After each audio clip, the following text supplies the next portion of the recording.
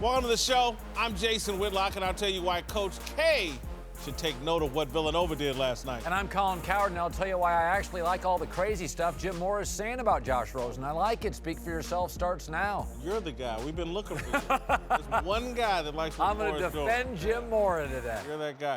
All right, hello and welcome. We're joined today by a couple of former Duke Blue Devils who are actually here on time. Corey Maggette and Dante Jones. They beat Colin and I to the set. Let's start in college basketball, where Villanova got a huge game out of Donte DiVincenzo last night and took home their second championship in 3 years with a blowout win over Michigan. The Wolverines were just the latest team to get run over by Jay Wright's squad, who finished their dominant tourney run with an average margin of victory of almost 18 points per game. In fact, this was just the fourth time ever and the first time in 50 years that a team won both a semifinal and title game by more than 16 points. Cowherd, is this Villanova team an all-time great? No, they're an all-time good in a very watered-down sport. When I watched that last night, we all kind of knew that Villanova had better players, right? And they'd been blowing people out. But Michigan really told you the story of college basketball. Michigan, in 5 of their 6 games, shot under 45%. In 2018, can't hit threes, has a marginal NBA prospect, and got here. Michigan in 1985 does not get to the Final Four. Villanova's really good. They're ahead of the sport on the three, and they've really become as good a college basketball program as we have. I mean, I think right now they're every bit Duke, maybe not on the recruiting trail, but outside of that, they're Duke, and I think better than Kentucky. But, man, Michigan doesn't get to that game in the 70s and 80s, Jason. I agree, but I'm going to redefine the discussion just a little bit. They are great for this era we've just moved into. Okay. And so when I go back and look at some of the great Duke teams, Christian Laettner, Bobby Hurd, Grant Hill on the same team, UNLV teams, even the Fab Five that never won a championship, these guys aren't that. But for this era and what we're going to consider great moving forward, I don't know if you can be any better than what they were. They have a group of veteran players who play really unselfishly, who have, I'm not big on Brunson as a pro, but he'll have a cup of coffee in the pros. Bridges will play in the pros. I think the Donte kid probably may be the best pro prospect. But, again, to have that much talent spread out and that much experience. In 2018. That's as great as you can be. Greatness is defined by consistency. And they've been consistent over the past couple of years. And I think they've set the tone for a dominant basketball program. As I said before, they're the new Duke of the 90s when Duke was emerging. They had some talent, they had some pros, and they set the tone, and they built a program over the past 20, 25 years. So I think Jay Wright is doing a great job of creating a program and developing pros and developing guys who are going to be pros for long periods of time over there at Villanova. I think they have 3 pros in that team right now. Right. But just think about it. If you got a team that has won a championship, national championship over the last 3 years, you have to be validated as one of the all-time greats. You look at what Coach K did in 91 and 92 when they won back-to-back years. But now, because you do that, you change the whole tempo. Me and Dante was talking about this earlier. They are the new Duke, right? Duke usually gets the top recruits all the time. But now these second-tier guys are finding out how to play. And when you keep them there in their system, it builds more chemistry. That's why Jay Wright's team is thriving. There is one thing that's interesting, that 5 years ago, college basketball was trying to tell me that experience didn't matter. Just get the best players. When I watched them last night, these were grown-ups. Like, it was an interesting team where they kind of got lucky with a couple of recruits, one gets hurt. Like, these, not only do they have NBA length, not only do they pass like NBA players, right, but these were 21-year-old guys. And in this world of 18-year-old players, there's a certain maturity to that locker room. It's like, it felt like old college basketball where you didn't have to call a timeout every time there was duress. It felt to me like I grew up in Indianapolis, grew up in Indiana, following Bobby Knight's basketball program. The 76 Indiana Hoosier team that beat everybody, last team to go undefeated, this team looked like that to me. They have a system and a belief system that they stick to, very unselfish. Nobody really so much better than anybody else on the team, and that's why I would throw this curveball, and it's interesting, particularly with Corey and Donte here, is that I wish these guys would come back for another year. I wish they would do what if they really wanted to stamp themselves as great. We saw Noah, Corey Brewer, and Al Horford do it at Florida, come back and defend their title. It didn't hurt their pro career.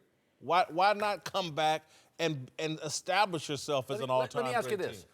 We think all these other teams are great, right? Okay.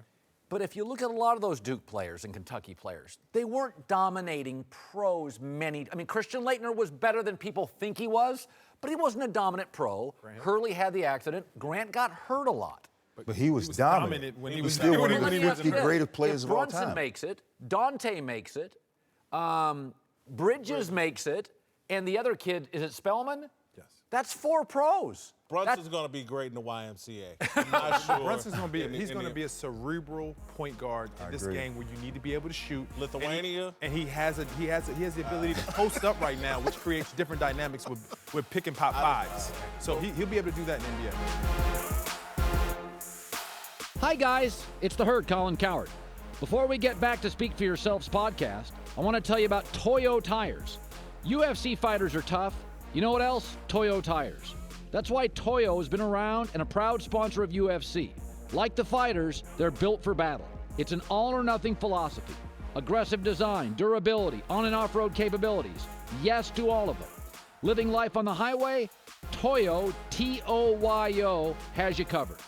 No matter what you drive, Toyo has what you need, and frankly, tires just look cool. Nothing ruins your day faster than being stranded on the side of a road with a flat tire. Any vehicle, any terrain, all or nothing. The next time you need tires, ask for Toyo. To experience more, visit Toyo, toyotires.com/UFC. toyotires.com/UFC. Now, let's get back to the show. Villanova has now won 2 titles in 3 years without a single one-and-done player, which has to drive guys a little crazy, right? Like Coach K. Earlier in the tournament, the Blue Devils coach was asked about his decision to embrace the style that he once resisted, one and done. And he responded, quote, "It's not like we changed to go one and done. The world changed. We didn't change. The world changed. When I recruit a kid, I never talk about any other school." Whitlock, do you think Jay Wright in Villanova has made, say, Coach K rethink his one-and-done approach? He should, and he really should. I don't like his answer there in terms of the world changed. You don't have to go the way of the world. The way of the world's everybody jumping off a building, everybody's stupid. Jay Wright saw an opportunity. He's like, oh, Coach K is going to come off his game and follow John Calipari. That created an opportunity for Jay Wright and hopefully some other teams to go a different direction.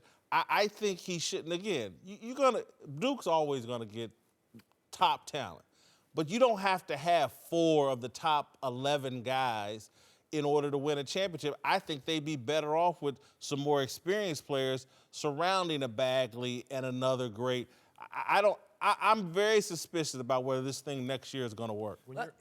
Go ahead. When you're in a position where you have guys that dreamt of going to Duke their whole life, do you tell them no if they're 1, 2, and 3 in their class and maybe 10? Like, you have kids that have wanted to go to Duke their whole life, and then Coach K's in a position where you take the best talent. Some of them mature, some of them are not. But maturity is the key, like you said before. Some kids are mature, some kids are not. And the good teams that work in college basketball, the teams that are mature, you can have an 18-year-old as mature as a 21-year-old. It doesn't matter the age, it matters the maturity level and the ability to learn at a quick pace. So coach is not really going to change his dynamic right now. He's just going to try to put together the best team possible, because there are mature teams with the Fab Five. Like, they're mature teams that have existed in college basketball no matter how old the kids were. They were just mature and ready to win. I covered the Fab Five. They weren't mature, but continue. Mature in a basketball sense. Well, again, first of all, we're saying this, but it ultimately boils down to if Coach K always has the best talent. Coach K always has those guys that is going to go 1 through 5 in the lottery. Villanova hasn't had those guys. So they have to stay in order to build their repertoire in order to get to that level. It has nothing to do with Coach K. Coach K understands this, and we coming from this position because we played there. Absolutely. Coach K understands. Good coaches understand when things will change. I was the first player in Duke history that left. Did they like it? No. But Coach K knew that the change will happen. It doesn't matter that the way of the world, you have to figure out how to continue to build that program and that university. I thought of Kentucky last night. Calipari's been there 9 years, one title. In the footprint of Nick Saban, who wins every year. Duke's got all sorts of players next year, and Nova will be good. We don't know if Kentucky will be good next year. I feel Nova's pulling away from Kentucky. I think Villanova's pulling away from everybody, and Jay Wright right now is the man in college basketball, and I know Coach K is great. But again, Corey, what I'm suggesting, though, is you got 4 guys coming to Duke at 18, 19 years old who will be thinking about the NBA draft every day they're on Duke's campus. It really can't be that way. But I think every kid, when they're in college basketball, they're playing their best to be in the NBA. Right. Every single guy is preparing for that. Villanova will have this problem. They're going to have this problem too. Jay Wright is doing a great job. He has kept these veteran guys, these 21-year-olds that has a lot of chemistry, cerebral type of players. But again, if this program continues to do that, more recognition comes, which leads to more TV time, and guys will try to leave early. So what does Jay Wright do? So Jay Wright has been in national championship 2 of the past 3 years, 2 national championships, and that top-tier talent is looking at Villanova now. So now when you have you have 4 of the top 12 kids that want to come. You pick your spots. You don't have to take all 4. You take the best talent available, and you make. So here's what's interesting. So Villanova's classes recruiting rankings have gone like 48, 29, 45, 28, 12. What happens if it goes to 4? I agree with Whitlock. I think you have to find fits. But I do think not a dilemma, but I think it will be an interesting moment for Jay when 5-star guys want to go to Villanova. Exactly. But I agree with you that you don't have to take. Corey, would you have wanted to play at Duke with 3 or 4 other 18-year-olds who are all on the court at the same time? Wouldn't you have had a better chance? I'm sure you did had a better chance of being surrounded by some veteran players who could teach you some things. I just think, again, I'm not saying, yeah, everybody dreams about playing at Duke. You don't have to take them all. Hell, I dreamed about playing at Duke. You don't got to take me, So when I came to Duke, I was a transfer from Rutgers University, and Coach K sat me in his office and said, you know what, I have 4 McDonald's All-Americans coming in. I have McDonald's All-Americans from the past, but all I care about is who competes. Nobody is guaranteed anything in this locker room. Nobody is guaranteed a spot, a play. We've turned away guys who said, I need to be a starter. I need the offense to run through me. Okay, we'll let you out of your commitment because it depends on who works the hardest and who's the most consistent. You have a shot just like any other All-American that was a past All-American or a present All-American. You have the same shot. If you work harder than them, you have a spot. And so all this All-American, all these people who are touted to be what it is, some fall off. Some All-Americans fall off and are not pros. It's not a guaranteed equation that if you're All-American, you're going to be a pro and you're going to be successful in college basketball. What that looks at, too, you look at what the McDonald's All-American. We've seen multiple teams that have 5 or 6 McDonald's All-Americans on a team. And if you're a McDonald's All-American, the world thinks that these guys are going to make it to the pros. But again, you don't know what's going to happen. From Coach K's perspective, if you go there, you're absolutely right. I'm not telling you that you start. You have to be a hard worker. And what Coach K is going to do, he's going to make you a hard worker. He's going to make you a guy that can run through a wall. Ultimately, what the goal is to win a national championship. So when they don't win the national championship next year, I'm inviting y'all both back, and we'll have this conversation again. They need to adjust their strategy. Season 2 of the Big 3 is right around the corner. Founder Ice Cube and Commissioner Clyde Drexler were here for the draft lottery on Undisputed this morning. The draft airs live on April 12th, and the season tips off live on June 22nd. Catch them both right here on FS1. That league is growing. Welcome back. We got a couple of Big 3 stars right here. Corey Maggette, Donte Jones. Let's return to last night's title game where Donte DiVincenzo blew up on the court last night, but also had a blow up off the court, deleting his Twitter account after it was revealed he had posted several controversial tweets when he was in high school, including a quote from a Meek Mill song that included the N-word. DiVincenzo denied he had posted the tweets and the question, saying, quote, "I didn't do that. It's my account. Yeah, but I never remember doing that." He was also asked if he was responsible for the tweets and replied, that's a good question. Whitlock, is it fair to ask the kid about those tweets when he was even a younger kid? I think he was 14 at the time. I don't think it's fair. I mean, kid just won a national championship, named most outstanding player. You come and say, hey, when you were 14, there's a Meek Mill lyric on your Twitter feed. I just think this is crazy and preposterous. He's from Philadelphia. Meek Mill is from Philadelphia. I don't know any kids, young kids today, particularly basketball players, that aren't into rap music. Is it something that I would want my kid, whether black or white, posting? Again, I don't like the N-word, period. I don't like anybody using it. But to troll this dude on this night, to pretend like you're making some kind of great point or cleaning up society by embarrassing him on this night, this is just stupid. That's why I hate Twitter. This is why I hate the social justice media. Yeah, what bothers me is even with presidents, senators, governors, there's always an understanding. Don't hold them accountable what they did at 15. Yeah, right. He's a basketball player. He's a kid. He is writing down a lyric to a song.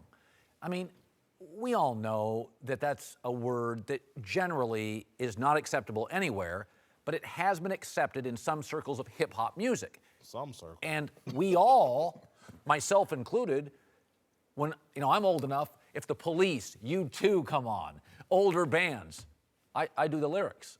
I'm singing the song, Eagles. Okay, so for a young kid, local rapper, basketball player 14, we wouldn't. A song about Derrick Rose. We wouldn't hold our presidents to an action at 15, would we? No, I don't. I think it's fair to speak about, but we have to also forgive if we're gonna speak about it. Yes, you can bring it up, but you also have to take into account that he was 14 and he's not the same man that he is today. And I'm not the same man that I was at 14. I'm not even the same man that I was at 25. Like, it's an evolution for the kid. He's growing up, and we don't know what he was exposed to when he was a child. Like, we don't know his background. We don't know what he's been taught since then. He's obviously on the right progression to being a man. I think he's in good hands with Jay Wright, and we have to forgive him, and we have to try to understand who he is today and not hold against who he was when he was a child. I totally agree. I think from that standpoint, of course, you don't want to hit an N-word at all. And I think for him, when you're 14, we all do dumb stuff all the time. I probably did something dumb yesterday. But again, from his perspective, we should be celebrating what he did yesterday. To win a national championship, that's one of the highest accolades that you can have from a collegiate standpoint. And so again, when things are going good for a lot of people, you always have to go to that negative to try to put some on his back. And I totally believe, I'm a firm believer in giving guys a second chance and forgiving. I just think, what standard are we creating? Because I can sit here and cite verbatim some terrible things I did at 17 and 18 years old. Terrible. I bullied a kid in high school, and I think about it all the time. But I shouldn't be held to that standard of what I did at 17, which was stupid and reprehensible. But you're gonna throw it up in my face on this kid's biggest night of probably his life. He's only 19, 20 years old, and someone comes in and puts him in the headlines in a negative fashion over something he did at 14. It's just crazy. Listen, we have age requirements to buy a drink, to drive a car, to be a president. Yeah. 14 isn't close to any of those guidelines, right? Right. Like, the national drinking age is 21. We don't even think you can have a wine spritzer at 20. So at 14, sitting in your bedroom, listening to a Meek Mill song, I'm gonna hold you accountable? I can only imagine what social media would have been like when I was 14. Like, we judge kids and we judge this age right now, what they do on social media and those things, but we never had it. And we made our mistakes basically in the dark. And we never had that exposure that these kids have and that judgment that these kids have. And for the media to bring it up, I've always been taught, he without sin cast the first stone. And we've all had those moments of immaturity, so we don't have any room to judge. All right, welcome back. We're joined now by longtime NFL coach Rob Ryan and the founder of the Big League, Jason McIntyre. Let's move to Lamar Jackson, who reportedly will not hire an agent before the draft, sticking with his mother as his manager, despite questions about the advice she's been giving him. Jackson opted not to run the 40 at all and has made few media appearances while his mother has stayed out of the public eye completely. But the guy who recruited Jackson to Louisville, Lamar Thomas, thinks that might be a good thing, saying, quote, "You've seen parents before in these ordeals where they try to be the spokesperson, whether it's LeVar Ball or Todd Marinovic's dad a long time ago. That's not her deal. I know it's hard for you guys in the media because she's not accessible or talkative, but would you rather have it the Ball way or this way?" Cowherd, will Jackson's unorthodox approach hurt his draft stock? My belief on the draft is everything is something. It's something. The Wonderlic score is something. Baker Mayfield's police video is something. Josh Allen's inaccuracy in college is something. I don't think if you do your work and you like him, you're going to take him. But you start, the burden is on these kids. When you play college football and you're going to get drafted, okay, your season ends, let's say, December 28th in a bowl game, and then you get drafted April 20th. For 4 months, the cameras are on. And who you select as an agent? Do you elect to throw? Do you get in trouble with the cops? Are you a good teammate? So the things he's doing here, it's something. You can't tell me there's not one NFL GM going, I don't love this mom thing. No, listen, when you're trying to be a mystery, you're hiding something, in my view. And he's attempting. He and his mother are making themselves mysterious. And that's always going to raise eyebrows, in my opinion.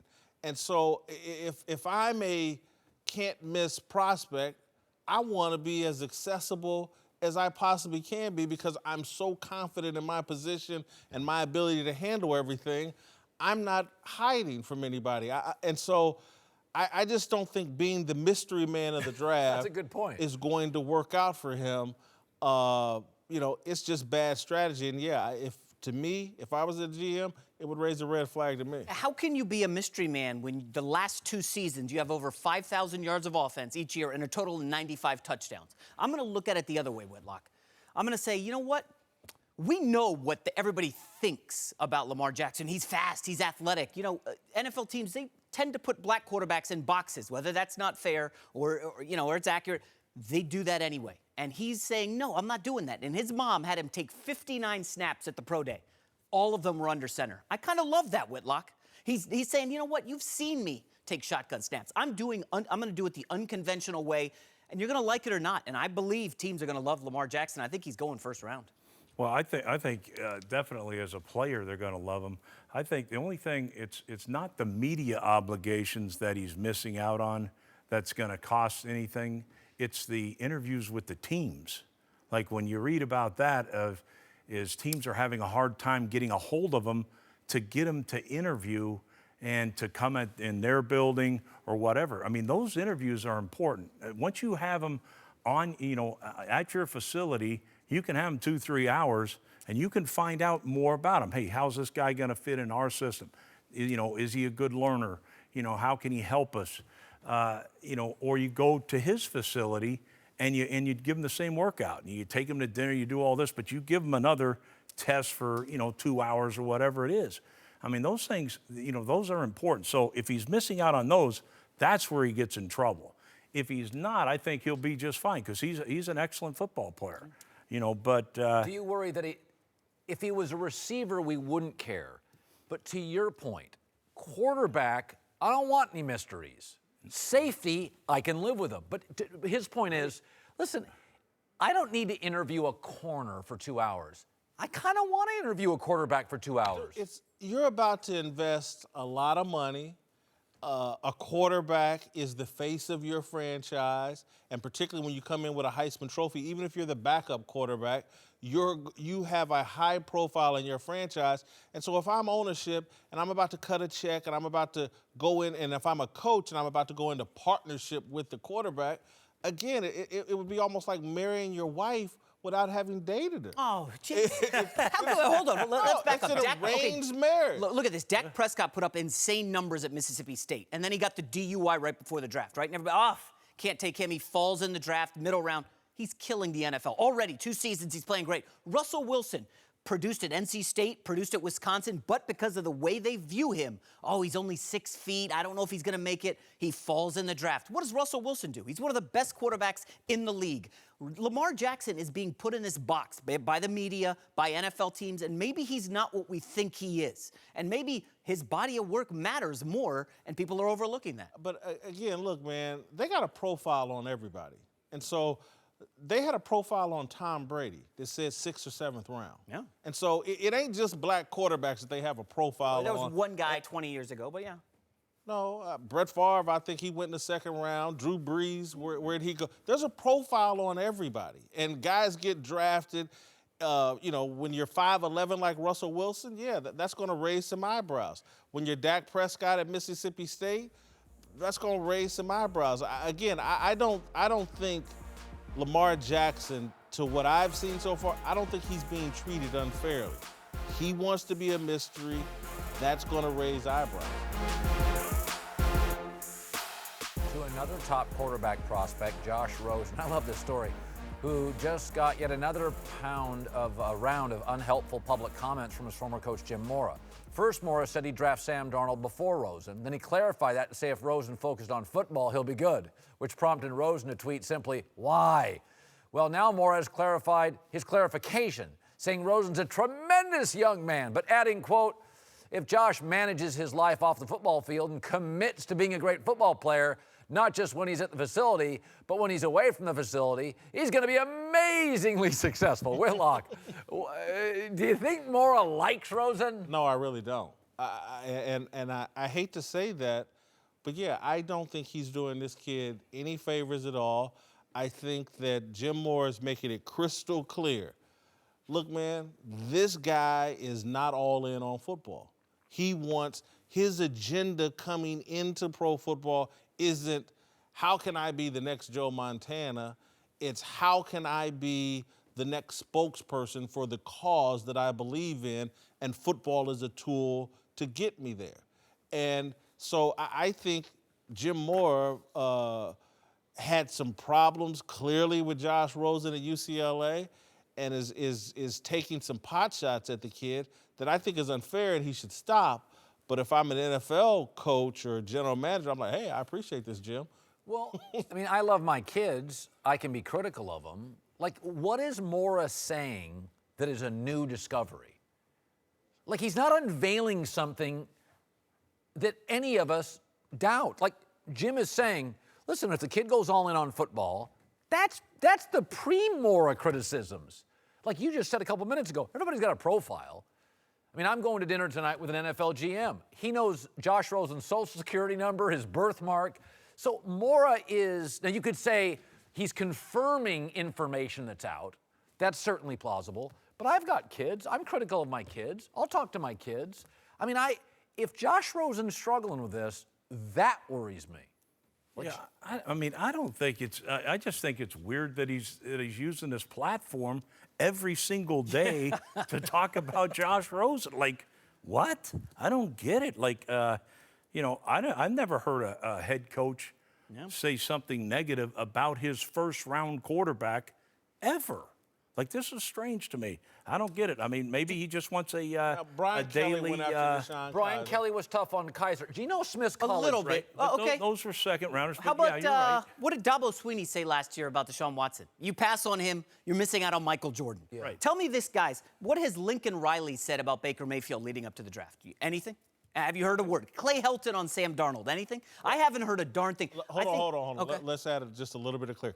Lincoln Riley's still the coach at Oklahoma and has to recruit players. That's Jim fair. Mora's out of coaching. Yeah, so Jim Mora does have an advantage good there. point. But at the same time, I feel like Mora's being a little vengeful and vindictive, okay? First 3 years at UCLA, they were on the upward trend. Then they signed Josh Rosen, right? Top 5 recruit. Oh, this guy's going to bring us to the BCS. We're going to win a title. And it doesn't work out. Rosen got injured a couple times. And I think Mora, who ended up getting fired, knows, man, my ship has sailed as a head coach in football. I might as well just take it out on this guy who I feel like cost me a little bit when I was at UCLA. I think he's being vengeful. Could I argue this? You make your money as a quarterback. Actually, you make your money for all players, your second and third contract. Right. That's when you get rich. Mora's doing him a favor. If he goes to 5, well, Denver's got real players. That's a real organization. He goes to Arizona, 15. That's a good organization with a good GM, a good owner, and good players. You make your money in this league not going to the Jets at 3, getting the you-know-what kicked out of you, and then you're a backup 4 years later. My issue with that, though, Colin, is this narrative is now going to follow Josh Rosen heavily in terms of the media, anything that happens with him. Anything that Josh Rosen says, if he wants to cape up on his social justice warrior mission and he says anything, this is what Jim Mora was talking about, this kid's not all in on football. I just think he's created a narrative that's going to be a weight on Josh Rosen's back, regardless of where he's at. By the way, Brian Kelly talked about Kaiser. Yep. He said he wasn't ready. He wasn't wrong. West Virginia's coach questions about Geno. Yep. He wasn't wrong. Pete Carroll said Mark Sanchez should stay another year. I don't think he was wrong about that. Well, Sanchez did go to 2 AFC title games. Let's get that out there. Let me also say this, Colin. You say falling in the draft could help him. It's also costing him some money. You go 3 versus you go 15. There's a slight difference in salary. I know his family's pretty well off, but I don't know that he would appreciate that, right? I mean, do you think he would rather let it depend on what he says and how he performs in the interviews versus someone else dictating where you go? Is it Jim Mora's responsibility to protect players now that he's out of coaching? No, I think if I was to defend Jim Mora, I think he's launching a hell of a career as a broadcaster. I agree. Honestly, That's what he's trying to do. That's what he's doing. He's using makes no sense. Yeah, he's using Rosen to launch his media career. And, I guess more power to him. You don't think there's anything wrong with that? No, I think it's wrong. And this kid never gave up the 70 points a game that their defense did. You know what I mean? Hell. Oh, welcome back. Donte Jones is back, joined now by Fox NBA analyst Chris Broussard. Let's move to the association where LeBron and the Cavs take on the Raptors tonight. Last time these teams met, it was actually a great game. LeBron led Cleveland back from a big halftime deficit. They got the W in general. The Cavs have just owned the baby dinosaurs the last few years. And even though Toronto's the 1 seed in the East, they're still fighting for respect. Whitlock, you think the Raptors have something to prove tonight? Yeah, I actually do. I think after that last game where they clearly controlled that game and then somehow LeBron pulled a rabbit out of a hat and knocked them off, I think mentally they need to get over the hump and beat this team in Cleveland. No George Hill. I don't think Kyle Korver's playing. The Cavaliers aren't at full strength. This is the last time they're going to face them in the regular season. Toronto needs to get over the mental hump and take out LeBron in this situation. I actually agree with you on this. Listen, coffee's for closers, and the Raptors are decaf. They are not a team that in big spots has elevated. And we've seen this in life. There are franchises, Atlanta, the Falcons. They have been in a lot of big games and been really close. And they're always Cincinnati Bengals, the Clippers. There are franchises that have a certain resolve in big spots. LeBron does, Raptors don't. And I think this is one of those rare late season NBA regular season games. I think Toronto needs to go in there tonight, win by 8, make a stamp, shut LeBron down to some degree, and get out of town. Even if they win by 8 tonight, the Cavs know they can't beat them. At full strength, they can't beat them. They have no closer. They're a very good regular season team. They're not supposed to be here. They're not supposed to be the 1 seed. We all know this. They're the 1 seed because of Cleveland being hurt and roster turmoil situations there, and Boston having injury problems. But they're not the number 1 seed in the East, and we know this. They are going to have problems in the playoffs, finishing out a conference final series because they don't have a closer to go to. They don't have a guy that you can put me on my back and win a series for me. LeBron James is there. As long as he's there, they're going to have problems. Look, mentally, I agree with you. Even if they win, they're still going to have a mental hurdle with Cleveland because Cleveland has owned them. They swept them in the playoffs last year. Cleveland's beaten them 12 of the last 16 games. I don't care who you are. Wow. You're human. You know, if they lose tonight, I don't care how great a season you had, going into that series, we can't beat them. And what Donte said, they don't – look, 2 teams in the last 38 years have won NBA titles. Only 2 that didn't have a bona fide superstar or a top 50 type player. Toronto does not have that. As good as DeMar and Kyle Lowry are, they are not superstars, and they're not going to beat a team led by LeBron James. Listen, last year, their best player after they lost to LeBron, said this. If we had LeBron on our team too, we would have won. There you go. You're done. And that's it. Like, who do they have to guard LeBron James? Like, the Cavs are getting healthy right now. Once they get all their pieces together, who do they have to guard LeBron in a 7-game series? You got to guard him for 7 games, and they just can't. He makes an interesting point. If Gordon Hayward and Kyrie were healthy, if John Wall was healthy, Right. if they didn't have the disorganization in Cleveland, is Toronto a 4 masquerading as a 1? They're the Hawks of a couple years ago who had a great season, but they had no closer. And they can't. Here's what I think y'all may not be getting. I like Dwayne Casey, and I think they have a coaching advantage over Cleveland with this disarray, in particular with Larry Drew, and now Ty Lue's going to show up. Coaching doesn't matter at all? Coaching matters, and I don't think they're in disarray. It's just it's kind of like when Steve Kerr had health problems last year. It's the same thing. Steve Kerr had to take some time off, get his health together, and he's still the head of that snake. Dwayne Casey is a great coach, not taking anything away from him. But Dwayne is not lacing his shoes up and going out there and competing and getting a bucket in crunch time. Like, they just don't have enough to win the East. I think Toronto might struggle to get to the Eastern Conference Finals. Like, I could see Philadelphia beating them. Come on. Look, if in that series, now, if you want to say going forward, but who are the 2 best players in that series? I would say Joel Embiid and Ben Simmons. I know they're young. That's the only knock on them. Who guards them? But those are the 2 best players in that series. Kyle Lowry has to guard Ben Simmons, and He's doing that. You just don't want to wear another is gonna- Sixers jersey. All right, to the West, where the Houston Rockets now have the same odds to win the championship as the Golden State Warriors. The first time Golden State hasn't been the sole favorite since 2015. Not only that, the Warriors are actually underdogs tonight against the Thunder in OKC. Cowherd, should the Warriors be the clear favorites to win the title? Yeah, I don't get this. So they've had all 4 of their All-Stars hurt. They lost 5 of 7 last March, and then they won 12 of 17 playoff games in double digits. Once you have these sort of group of great players, listen, man, they take rest areas off the NBA interstate, and they're all getting healthy. They're feeling good about it. If you look at the lineup, if you look at who they're going to face in the first 2 rounds today, Minnesota. Minnesota takes the fewest threes in the league, and Jimmy Butler hasn't played in a month. They don't match up with Golden State. Then it's Portland, who didn't have KD for 2 of the games last year and devoured them. This is all about Houston, though. No, what I'm saying is Houston may have much tough, and Houston has no history. Their star players and coach of playoff success. I think Golden State is a great team, dealt with some injuries, saving some energy. I think they're rolling through the West. I think these odds are about Kevin Durant. I think Vegas and people are finding like, man, they just don't trust KD.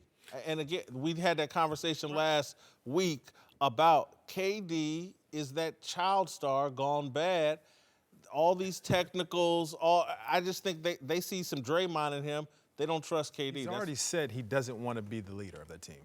But now he's your leader because Steph's hurt. So he's told you he doesn't want to be the leader. He's forced to be the leader. They're dealing with some injuries, which is natural. But it's the first time in their trajectory that they've had to deal with injuries preparing with those guys, their main guys being hurt before the playoffs. They are in a unique position because they are not the hungriest team in the West right now. The 2 hungriest teams in the West are the Portland Trailblazers and the Houston Rockets. They're playing for something more than just a championship. You got CP over there playing for his legacy.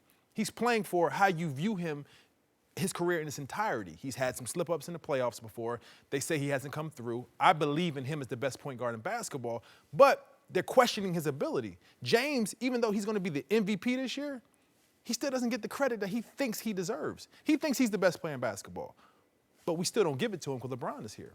So those guys are playing for more, for their reputation and more than just a championship. They're hungry. They're like the Golden State Warriors were last year when we faced them in the finals.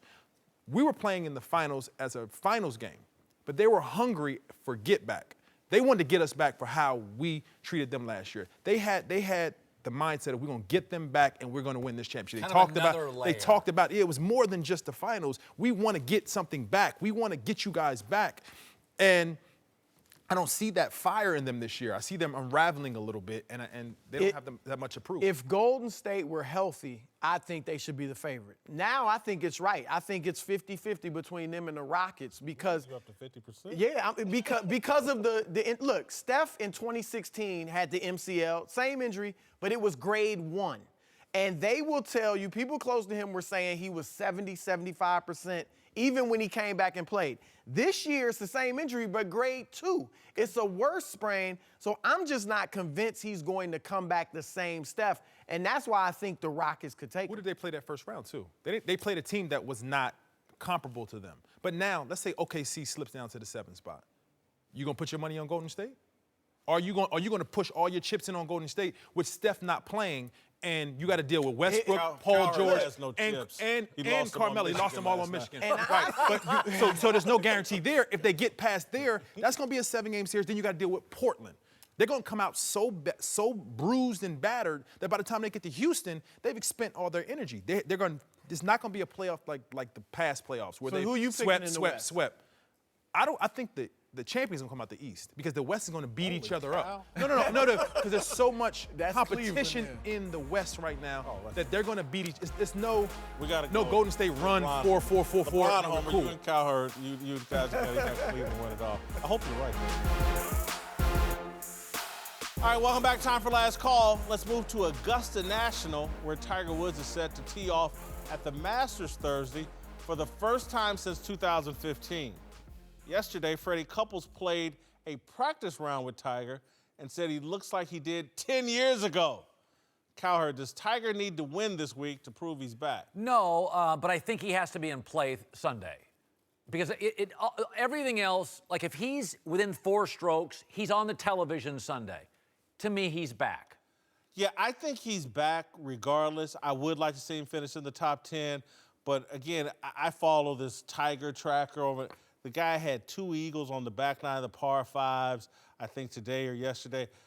I believe Freddie Couples. I think Tiger Woods is back. Obviously, you're going to see the best golfers in the world here. If he gets a top 10, that's proof to me. We're not supposed to root. I am rooting so hard for Tiger this week. Oh, you got to. All right, to LeBron James, whose company sent a letter to the University of Alabama accusing the school of copyright infringement after Bama released a barbershop-themed video that looked a lot like the barbershop-themed videos that LeBron has released. Cowherd, whose side are you on here, LeBron or Nick Saban? What side do you think I'm on? Copyright infringement by Alabama. You think Nick Saban and these guys were sitting, oh, LeBron's got this show on Uninterrupted that's been out twice. You don't think his players know who LeBron is? If you look at the logo on their show and LeBron show, they stole the logo. I mean, the graphics. Barbershop talk is not that unique. That's not groundbreaking. Hey, we got guys in a barbershop talking. If a show they made a damn movie. If a show came out tomorrow and it was SFY and it was called Shout for Yourself, wouldn't we sue? Can't just take off 90% of the branding. Go after Saban. No, leave Nick alone.